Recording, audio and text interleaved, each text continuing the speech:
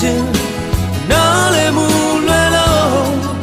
တော့ဝေးခဲ့ပြီကဲဆိုရင်လည်းမင်းနဲ့တို့ချာက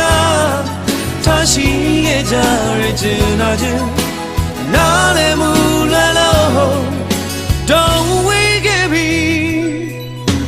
တို့ရဲ့ဆွေမို့ထိန်လုံးပင်မြဝန်းလေးကတစင်အဆုံးကိုစားပြန်မလို့ပါနဲ့တော့အိုမတရားဟာ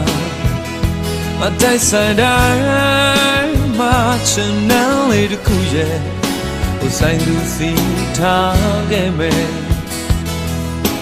ပြန်ဆုံးတွေ့တဲ့ခိုင်တန်အတိတ်တွေမေ့ထားလိုက်